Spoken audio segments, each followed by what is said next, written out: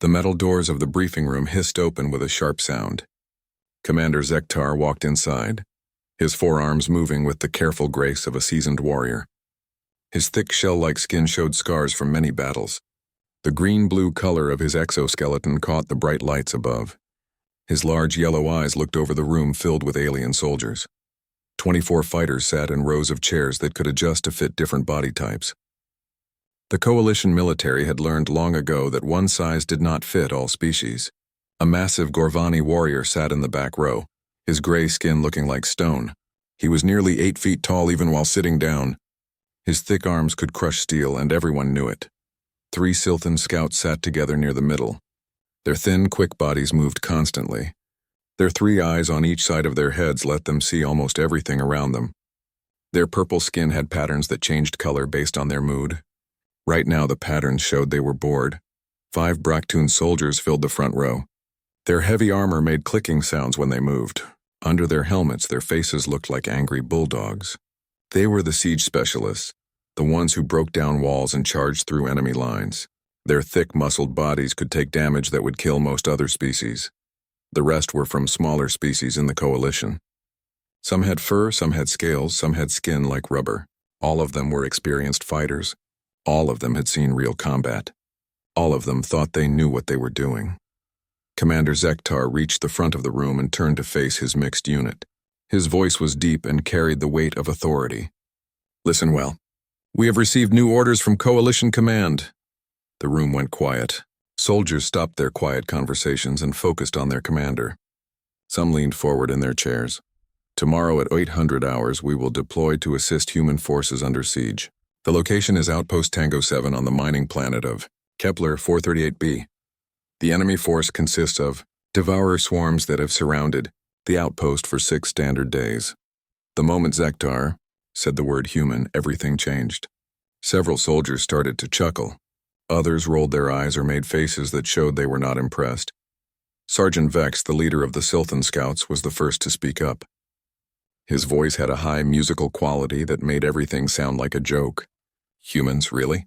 Those soft pink creatures who can barely see in low light?" Laughter spread through the room like fire. A Gorvani warrior named Thok slapped his knee with a sound like thunder. "I heard they break bones just from falling down wrong. How did they even survive long enough to join the Coalition? Maybe they talk really well," said Corporal Grex, a Braktoon whose voice sounded like rocks grinding together. "Everyone knows they make friends by talking instead of fighting." More laughter filled the room. The soldiers began sharing stories they had heard about humans. Most of the stories were wrong, but they believed them anyway. "They live for less than 100 years, said Private Yith, a small, furry creature with large ears. "By the time they learn to fight properly, they are already dying of old age." "And they have only 2 eyes, added another Silthan.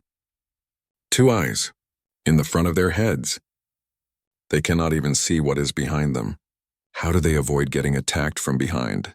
Sergeant Vex stood up, his thin body swaying as he moved his arms dramatically. "The worst part is how they think during combat. Instead of proper battle focus, they feel emotions. Fear, anger, sadness. Can you imagine trying to fight while feeling scared?" The room erupted in laughter again. Even some of the quieter soldiers were smiling and shaking their heads. The idea of feeling emotions during battle seemed completely ridiculous to them. A Braktoon private named Durak raised his armored hand. "I heard they need 8 hours of sleep every day." 8 hours! I only need 3 hours every few days. How can you win a war if you sleep that much? "That explains why they probably got surrounded," said Thok. "They were all taking naps when the Devourers showed up." The mockery continued for several minutes. The soldiers seemed to have an endless supply of stories about human weaknesses. They talked about how humans could not breathe certain gases that were harmless to other species. They mentioned how human skin was thin and easy to cut. They laughed about how humans could not run very fast compared to most other Coalition species. "I bet we will spend most of our time protecting them," said Grex. "Like babysitting children who wandered into a war zone. Maybe we should bring them some toys to play with while we do the real fighting," suggested Vex. The entire room was laughing now. Even the usually serious soldiers were grinning and adding their own comments. They seemed to think this mission would be easy and boring. Save some weak humans, clean up the mess, go home with another easy victory. During all of this, Commander Zektar stood perfectly still. His yellow eyes moved slowly from soldier to soldier, but his face showed no expression. He did not laugh. He did not smile. He did not join in the conversation. He just watched and listened. After a few more minutes, the laughter began to die down. The soldiers started to notice that their commander had not said anything. Some of them began to feel uncomfortable under his steady gaze. Sergeant Vex was brave enough to ask the question that others were thinking. "Commander, what do you think about working with humans? Surely you agree that this mission will be simple?" Zektar was quiet for a long moment. His forearms crossed in front of his chest. When he finally spoke, his voice was calm but somehow more serious than before. "Complete your equipment checks. We deploy at 0800. The soldiers looked at each other with confusion. That was not the answer they expected. They wanted their commander to join in their jokes or at least agree that humans were weak. "But sir," pressed Vex, "surely you have opinions about human combat abilities.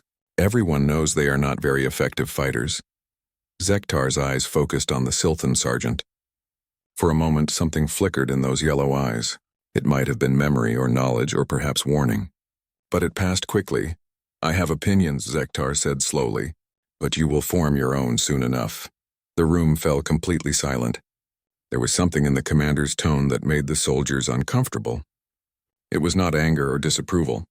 It was something else. Something that suggested he knew things they did not. "Sergeant Vex, your team will provide reconnaissance support. Corporal Grex, your Bractoon will handle heavy weapons. Thunk, your Gorvani will serve as shock troops if needed. All other specialists will support as required." Zektar moved toward the door, then stopped and turned back to face his soldiers. "One more thing. The humans have been holding that outpost for 6 days against overwhelming odds. When we arrive, you will treat them with the same respect you would show any coalition allies." "Of course, sir," said Vex, though his tone suggested he did not understand why the commander was making such an obvious point. "Good. Dismissed." The soldiers filed out of the briefing room, still talking quietly among themselves. Most of them were still making jokes about humans and guessing how long it would take to clean up whatever mess they found. Commander Zektar remained behind, staring at the empty chairs. His 4 hands slowly clenched into fists, then relaxed. After 30 years, he was going to see humans in combat again. His soldiers had no idea what they were about to witness. He remembered the last time he had underestimated humans. He remembered the singing. He remembered how they never stopped fighting even when they should have been dead. His soldiers would learn. They always did, but some lessons could only be taught through experience. The transport ship broke through the clouds of Kepler 438b with a rumble that shook the metal hull. Through the small windows, the coalition soldiers could see the mining planet spread out below them. The surface was mostly brown and red rock, with deep valleys carved by ancient rivers that had dried up long ago. Sergeant Vex pressed his face against one of the windows, his 3 eyes scanning the landscape. "There," he pointed with one thin finger. "I can see the outpost." The other soldiers crowded around the windows to look. What they saw made them shake their heads and laugh quietly among themselves. Outpost Tango. 7 looked like it had been through a war. The outer walls had huge holes blown in them.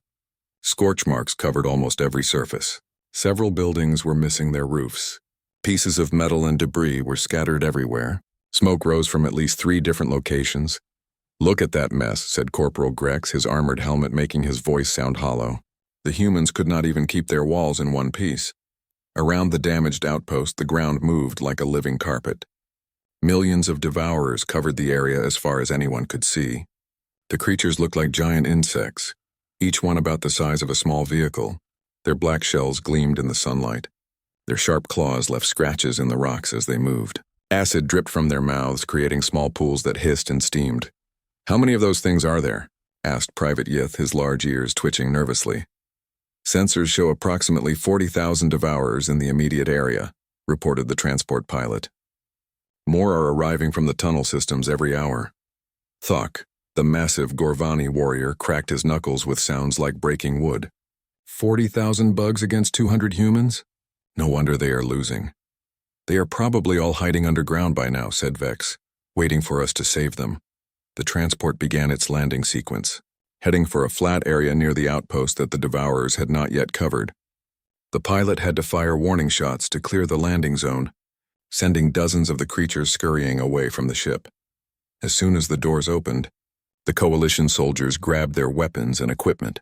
They expected to find the outpost quiet except for the sounds of devourers trying to break in. Instead, they heard something that surprised them. Gunfire. Lots of gunfire. "They are still fighting?"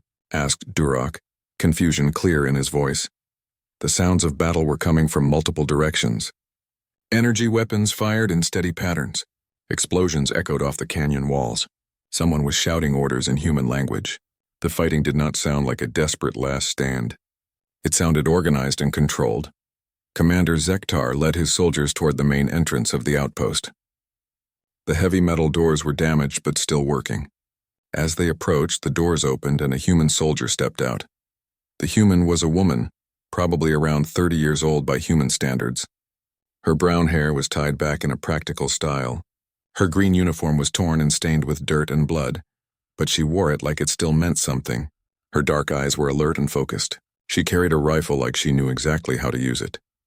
"You must be our coalition reinforcements," she said, walking up to Commander Zektar without any sign of fear. "I'm Captain Sarah Chen, commanding officer of the 23rd Marine Defense Unit." The alien soldiers stared at her. This was not what they had expected at all. Where was the frightened survivor begging for rescue? Where were the tears and panic they thought all humans showed during combat? Captain Chen looked completely calm. More than calm, she looked confident, like she was in control of the situation. "Captain," Zektar replied with a respectful nod. "Commander Zektar, Coalition Strike Force 7. What is your current status?" "We've been holding the perimeter for 6 days," Chen said, as if 6 days of fighting against impossible odds was perfectly normal. "We've lost 12 people, but we've killed approximately 8,000 devourers. The main swarm seems to be testing our defenses rather than making a full assault." The Coalition soldiers looked at each other with surprise. 12 dead humans against 8,000 dead devourers? That was not the kind of math they expected. "Would you like me to brief your people on the tactical situation?" Chen asked. "We've learned quite a bit about devourer behavior patterns over the past week." Before anyone could answer, a loud explosion came from somewhere inside the outpost. Captain Chen did not even flinch. She just touched a small device near her ear and listened for a moment. "Rodriguez, what was that?" she asked. A voice crackled back through her communication device. "Just some bugs trying to dig up through the floor of Section C, Captain." Williams dropped a grenade down their tunnel. "Problem solved. Good work. Chen out." She looked back at the Coalition soldiers. "Sorry about that. The Devourers have been trying to tunnel under us all week. We've gotten pretty good at dealing with it." Sergeant Vex finally found his voice. "You have been fighting continuously for 6 days?" "Someone has to be on duty at all times, yes," Chen replied. "We work in shifts so everyone can get some rest. It's not that different from normal military operations, just a bit more intense." "But how do you—" Vex paused, trying to figure out how to ask his question politely.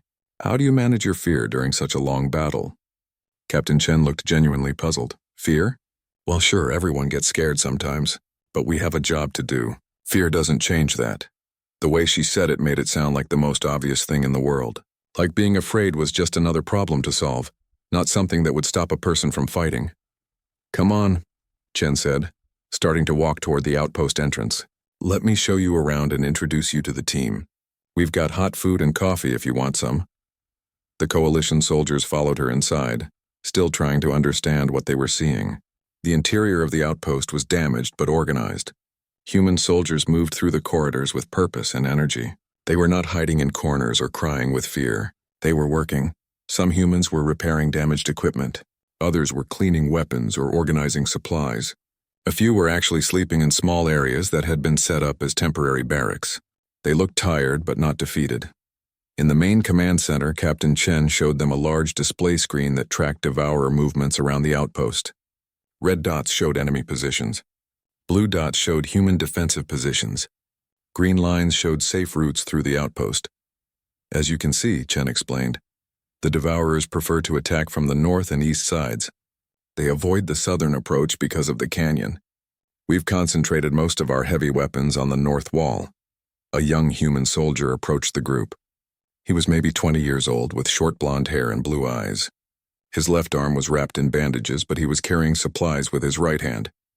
"Captain, do we have enough ammunition for tonight?" he asked. "We should be fine, Rodriguez." How's the arm? It's okay. Just a small burn from some devourer acid. I'll be ready for duty in a few hours. Rodriguez nodded to the coalition soldiers politely, then continued on his way.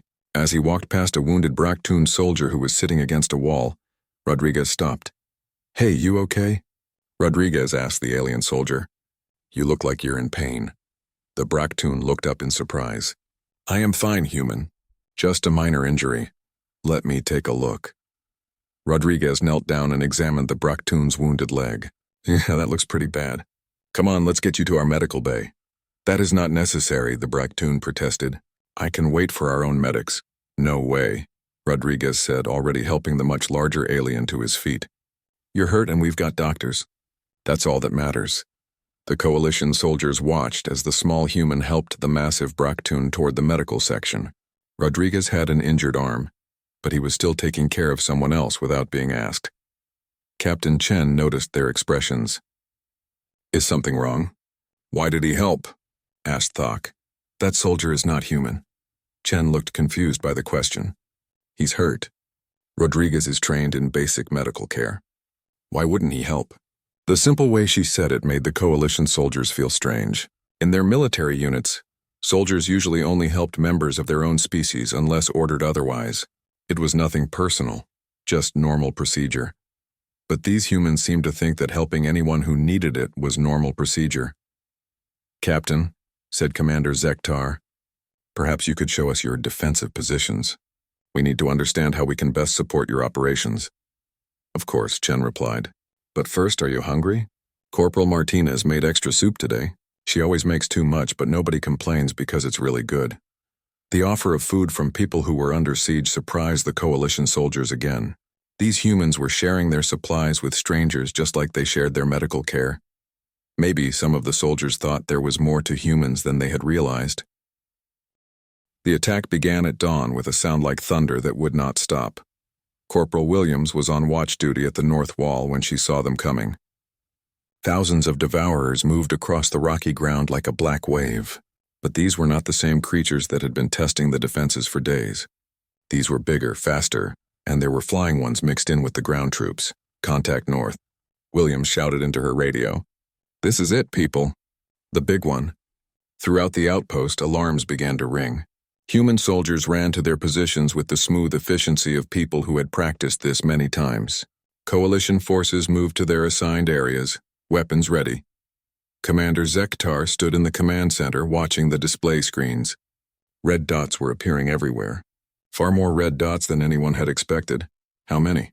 He asked Captain Chen. Computer estimates 60,000, Chen replied, her voice calm despite the numbers. Looks like they brought friends. The first impacts hit the north wall like giant hammers. The automated defense guns began firing immediately, sending streams of energy into the approaching swarm. Devourers fell by the dozens, but more kept coming. Breach in Section 7, someone shouted over the radio. Williams, Rodriguez, plug that hole, Captain Chen ordered. Through the security cameras, the coalition soldiers watched Corporal Williams run toward the breach. She was a small woman, maybe 5.5 feet tall. The devourer that came through the hole was twice her size, with claws that could cut through steel. Williams did not hesitate. She fired her rifle until it was empty, then pulled out a long combat knife. When the devourer lunged at her, she rolled to the side and slashed at its leg joints. The creature stumbled, and Williams jumped onto its back, driving her knife into the soft spot where its head connected to its body. How did she do that? Asked Sergeant Vex, staring at the screen in disbelief. She's fast, said Captain Chen like it was obvious. And she knows where to hit them. More breaches opened along the wall. The coalition soldiers moved to help, but they were amazed to see that the humans were already handling most of the problems themselves. Private Jackson was fighting 3 devourers at once with a broken rifle, using the weapon like a club. He had blood running down his face and his left arm hung at a strange angle, but he kept fighting. Jackson's hurt, Thok called out, raising his massive weapon to help. I'm fine, Jackson yelled back, smashing his broken rifle into a devourer's face. Just get the ones coming through the south entrance. A Silthan scout named Zix was overwhelmed when 5 devourers surrounded him at once. His 3 eyes darted frantically as he looked for an escape route. Before the coalition soldiers could react, 2 human marines appeared from nowhere. They did not know Zix personally, They had barely spoken to him since arriving, but they saw him in trouble, and that was enough. The two humans charged into the group of devourers without hesitation, firing their weapons and shouting to draw attention away from Zix. One of them took a claw across the chest that tore his uniform and left deep cuts. But he just grunted and kept shooting. "Why?" Zix asked later when the immediate danger had passed. "Why did you risk yourselves for me?" The human with the chest wounds looked confused by the question. "You needed help," he said, as if that explained everything. The battle raged for hours. Devourers came from every direction, through the breaches, from tunnels underground, dropping from the sky. The outpost's defenders fell back to secondary positions, then tertiary positions, fighting for every room and corridor. In the medical bay, Dr. Sarah Kim worked on wounded soldiers from multiple species. Her hands moved quickly and surely as she treated acid burns, claw wounds, and energy weapon injuries. She did not ask which species someone was from or which unit they belonged to. She just fixed whatever was broken. "Doctor," called Rodriguez, carrying in a wounded Gorvani. Thok took a bad hit to the leg. "Put him on table 3, Dr. Kim replied, not looking up from the Bractoon she was treating. "Rodriguez, can you handle basic first aid on the Silthan with the arm wound?" Rodriguez nodded and moved to help, even though his own bandaged arm was bleeding again from carrying the heavy Gorvani. The most shocking moment came when the Devourers broke through into the main corridor. A massive creature, bigger than any they had seen before, smashed through the blast doors like they were made of paper. Its acid breath filled the air with poisonous vapor. Its claws could cut through the metal walls. Torres, the human demolitions expert, saw it coming. He looked at the creature, then at the charges he had been carrying to seal off the tunnel entrances. He did some quick math in his head. "Everyone out of the corridor," he shouted. "Move, move, move."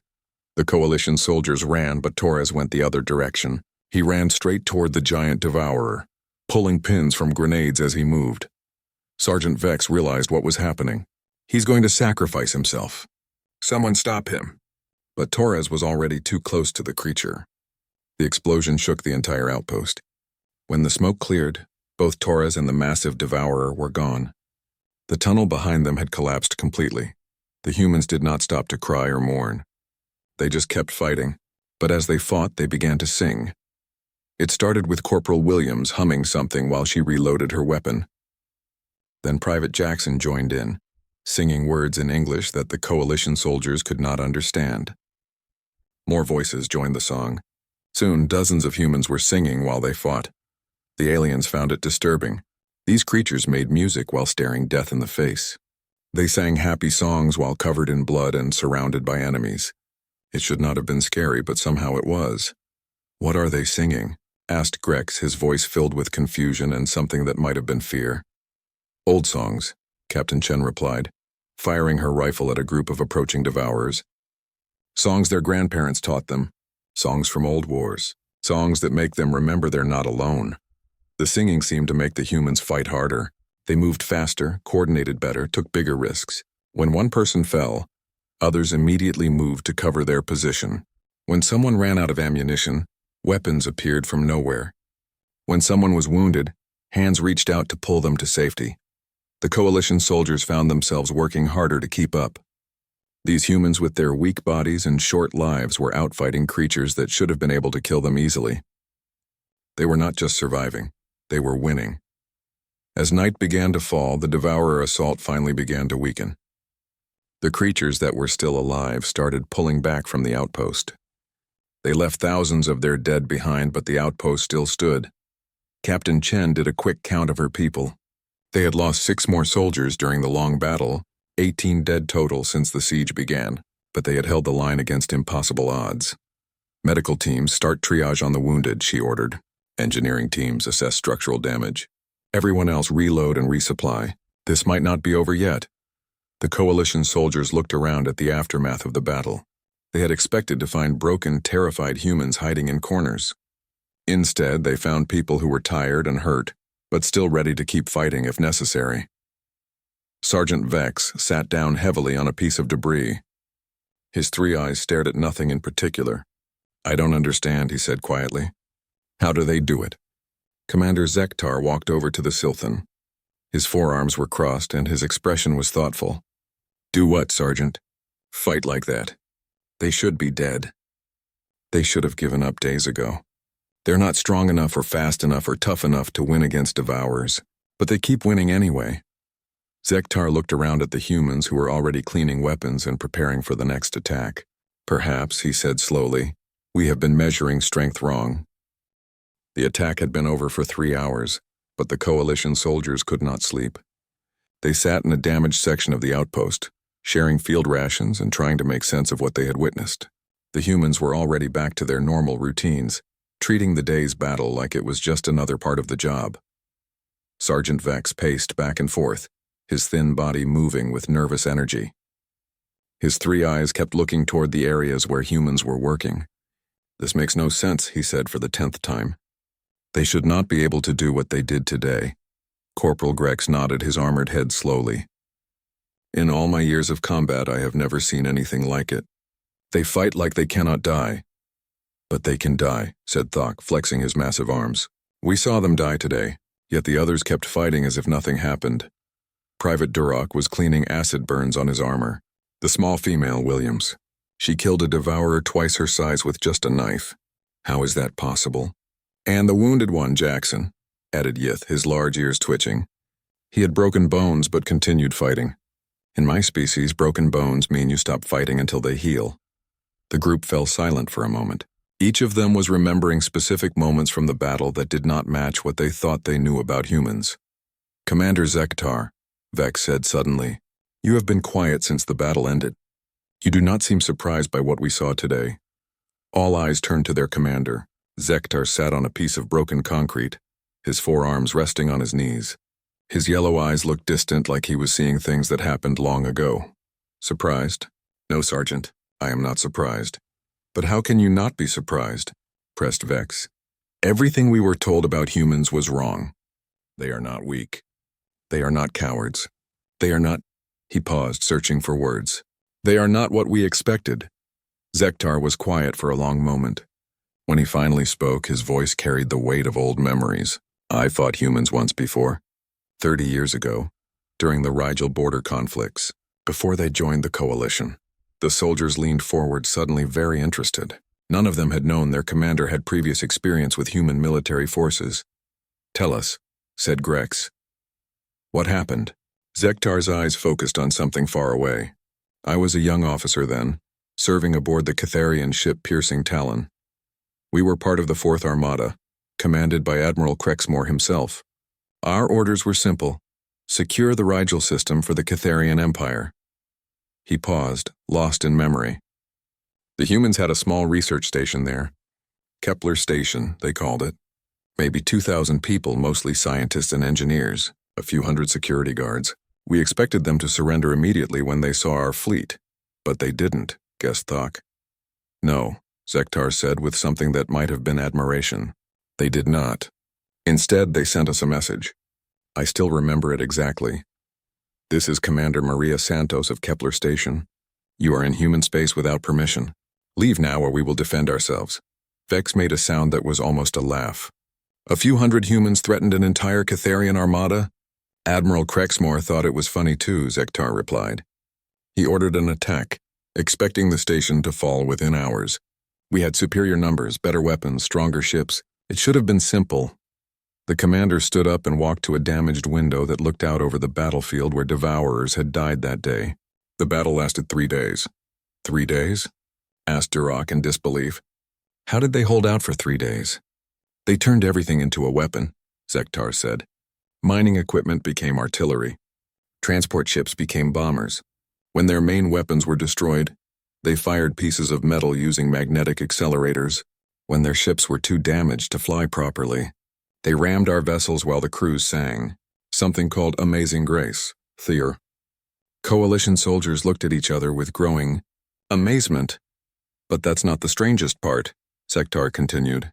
"The strangest part was how they fought when we finally boarded the station. They should have been terrified. They were outnumbered 10 to 1. They were civilians fighting trained warriors." "What did they do?" asked Yith quietly. "They improvised. A human engineer built explosive traps from coffee makers and cleaning chemicals. A librarian used her knowledge of the station's layout to lead Catharian soldiers into dead ends. A cook turned his kitchen into a fortress and held off an entire squad using knives and boiling water. Zektar turned back to face his soldiers, and they sang. Just like today, they sang while they fought and died. Old songs, sad songs, happy songs, children's songs. It was the most terrifying sound I had ever heard. Why terrifying? Asked Grex, because it meant they were not afraid of dying. They were not afraid of pain. They were not even afraid of losing. They just fought because that's what they decided to do. How do you defeat an enemy who is not afraid of anything? The commander sat back down, his expression grim. On the third day, Commander Santos broadcast one final message to our fleet. She said, "We cannot win, but we will not surrender. Every hour you spend here is an hour you are not conquering somewhere else. Every ship you lose here cannot threaten other human worlds. We die today so that others might live tomorrow." "What happened then?" asked Vex, though his voice suggested he already knew the answer would not be pleasant. "She detonated the station's main reactor. Kepler Station and everything within 50 kilometers simply ceased to exist. We lost 12 ships and over 8,000 soldiers in the explosion." The group sat in stunned silence. Finally, Thok found his voice. "She killed her own people?" "She warned them first," Zektar replied. "Any human who wanted to surrender could do so safely. 17 people took the offer. The other 1,600 chose to stay and die with their commander." "That's insane," whispered Durak. "Is it?" Zektar asked. "Or is it something else entirely?" He stood up again and began walking slowly around the group. After Kepler Station, the war continued for 2 more years. Every human colony fought the same way. Every human ship. Every human soldier. They lost almost every battle, but they made each victory cost us dearly. "How did it end?" asked Grex. Admiral Crexmore was recalled to the homeworld. The Emperor decided that conquering humans was too expensive. We had won every major engagement, but we had lost more ships and soldiers than in any previous campaign. The cost of victory was higher than the value of the territory. Zektar stopped walking and faced his soldiers directly. That's when the Kytharian Empire decided to offer the humans membership in the coalition instead of conquest. It was cheaper than fighting them. "You mean," said Vex slowly, "humans earned their place in the coalition by being too difficult to defeat?" "Every species in the coalition earned their membership through strength," Zektar replied. "The Gorvani through physical power, the Silthan through speed and tactics, the Braktun through endurance and determination, the Catharians through technology and cunning." He paused, letting his words sink in. Humans earned their membership by proving that victory against them was meaningless. They showed us that there are worse things than losing a battle. They showed us what happens when you fight an enemy that refuses to be conquered. The coalition soldiers sat quietly, absorbing this information. Everything they thought they knew about humans had been wrong. They were not weak creatures who needed protection. They were something much more dangerous. "What did you call them?" asked Yeath. "During the war, I mean." Zektar's expression grew distant again. "We called them the Endless War Choir, because they never stopped fighting and they never stopped singing." "And now?" asked Vex. "Now they are our allies," Zektar said simply, "and I am very glad that they are." The commander walked toward the door, then stopped and looked back at his soldiers one more time. "Get some rest.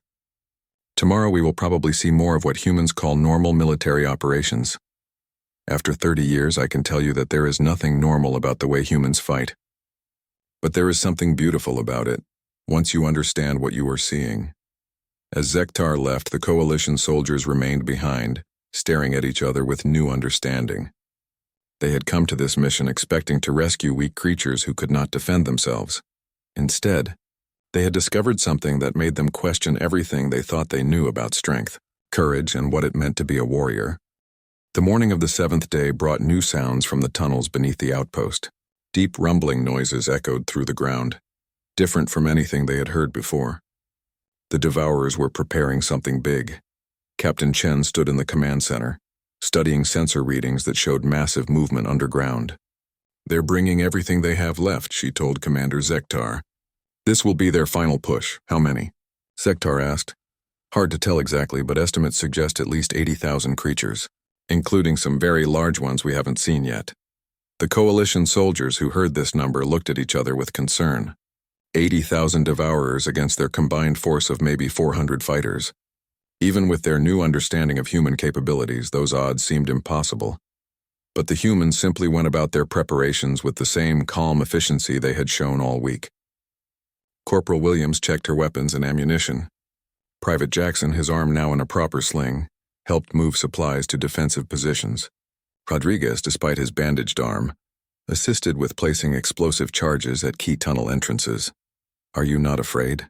Sergeant Vex asked Williams as she sharpened her combat knife. Williams looked up at him with those steady brown eyes. "Of course I'm afraid. Fear keeps you alive, but being afraid doesn't mean you can't do your job." The way she said it made it sound like the most reasonable thing in the world. Feel afraid, but do the job anyway. It was such a simple concept, but somehow the coalition soldiers had never thought of it that way. The attack began at noon, with an explosion that shook dust from the ceiling throughout the entire outpost. The largest devourer anyone had ever seen burst up through the floor of the main corridor. It was the size of a small building with armor plating that looked like it could stop tank shells. "Contact main corridor," someone shouted. "We have a queen form." But before anyone could respond, the humans were already moving. They had planned for this possibility. Shaped charges exploded around the creature's legs, sending it crashing to the ground. Then every human in the area opened fire at once, concentrating their shots on the joints and soft spots they had identified during previous battles. The coalition soldiers watched in amazement as the humans brought down the giant creature through pure coordination and determination. No single human was strong enough to hurt it badly, but working together they made it fall. That was when the rest of the attack began. Devourers poured out of every tunnel, hole and breach they had created over the past week. They came from above and below, from all sides at once. This time there would be no gradual escalation, no testing of defenses. This was everything the creatures had left, thrown at the outpost in one desperate assault. The battle immediately became more intense than anything they had experienced before. The coalition soldiers found themselves fighting alongside humans in ways they had never expected. When Sergeant Vex was overwhelmed by a group of flying devourers, 3 human Marines immediately moved to help him without being asked or ordered. They fought as a unit, covering each other's weaknesses and amplifying each other's strengths. Thok discovered that his massive strength worked perfectly with human tactics and creativity. When the humans ran out of heavy ammunition, he threw pieces of debris that they had pre-positioned for exactly this purpose. When a group of devourers broke through a wall, human soldiers guided him to the perfect position to use his strength most effectively. Corporal Grex found that human improvisation matched well with Bractoon durability. When his armor was damaged by acid, a human engineer named Patterson quickly jury-rigged a repair using parts from a broken communication device. When traditional weapons failed, Patterson showed him how to combine Bractoon energy cells with human magnetic accelerators to create weapons that were more powerful than either technology alone. The fighting raged for hours, slowly, steadily. The defenders were pushed back toward the center of the outpost. They gave ground carefully, making the devourers pay for every meter. But they were running out of space to retreat. That was when Captain Chen made her decision. "Patterson," she called out during a brief lull in the fighting. "How long would it take to rig one of the damaged shuttles with all our remaining explosives?" Patterson thought for a moment, his face covered in sweat and dirt. "Maybe 20 minutes if I can get some help." "Do it. I need a delivery system that can reach the main Devourer command cluster." Commander Zektar realized what she was planning. "Captain, that would be a suicide mission. The command cluster is surrounded by thousands of creatures." "Yes," Chen agreed calmly, "but if we can take out their coordination, the rest will scatter. It's our best chance to end this." "I'll go," said Patterson immediately. "I know the shuttle systems better than anyone." "No," Chen replied firmly. "I'm the commander. This is my responsibility." What happened next surprised everyone. Volunteers stepped forward. Not just 1 or 2, but dozens. Human soldiers volunteering for a mission they knew would kill them. Coalition soldiers offering to take the place of humans they had barely known a week ago. Even wounded personnel trying to convince Captain Chen to let them go instead of her. "With respect, Captain," said Rodriguez, "you're needed here to coordinate the defense. Let someone else make the run." "I appreciate that, Rodriguez, but the decision is made." As the humans prepared the explosive-laden shuttle, something remarkable happened. The coalition soldiers began working alongside them with the intensity and purpose they had never shown before. They had learned more than just human tactics during the past week. They had learned something about sacrifice, about fighting for others instead of just for victory. When the shuttle was ready, Captain Chen climbed into the pilot's seat. Through the communication system, her voice reached every fighter in the outpost. "This is Captain Chen. In about 5 minutes, you're going to see a very large explosion in the direction of the enemy command position. When that happens, hit them with everything you have. Don't give them time to reorganize." She paused for a moment, then continued. "It has been an honor serving with all of you. Humans and coalition forces alike. Take care of each other." The shuttle lifted off, flying low and fast toward the center of the devourer swarm.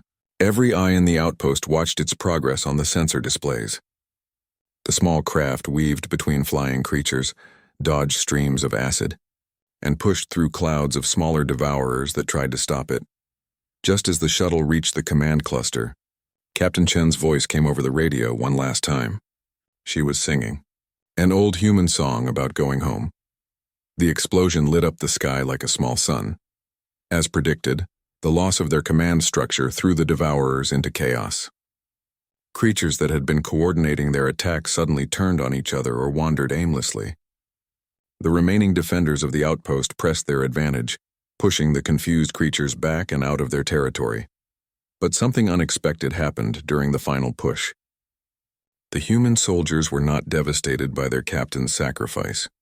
Instead, they seemed to draw strength from it. They fought harder, moved faster, coordinated better. They sang louder. "Why are they not mourning?"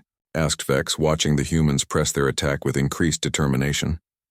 "They are mourning," Zektar replied, understanding something the others did not yet see. "But they mourn by finishing what she started.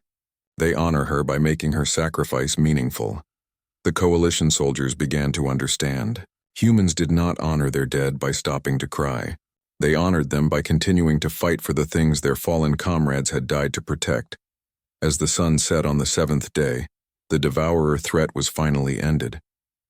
The surviving creatures had fled back into their deep tunnels, and sensor readings suggested they were leaving the planet entirely. In the aftermath, as they gathered their wounded and counted their losses, the coalition soldiers realized they had changed. They moved differently, worked together more closely, and looked at each other with new respect. "Sergeant Vex," Commander Zektar said as they prepared to board the transport back to their ship. "Yes, sir? What do you think of humans now?" Vex considered the question carefully. His 3 eyes looked around at the human soldiers who were helping load wounded coalition personnel onto stretchers, sharing their medical supplies and offering words of encouragement in broken alien languages. "I think," Vex said slowly, "that we have been measuring warriors wrong our entire lives." "How so?" "We measure strength by how much weight someone can lift. We measure speed by how fast they can run. We measure intelligence by how quickly they can solve problems." Vex paused, watching Rodriguez help a wounded Bructoon soldier walk to the transport. "But humans measure strength by how much they will endure for others. They measure speed by how quickly they will help someone in need. They measure intelligence by how well they can work together." Thok nodded his massive head. "They are not the strongest or fastest or smartest, but they are the most determined to never give up on anyone. And that," said Grex, "makes them more dangerous than any weapon we have ever faced." As the transport lifted off from the surface of Kepler 438b, the coalition soldiers looked down at the outpost they had helped defend. It was damaged but still standing,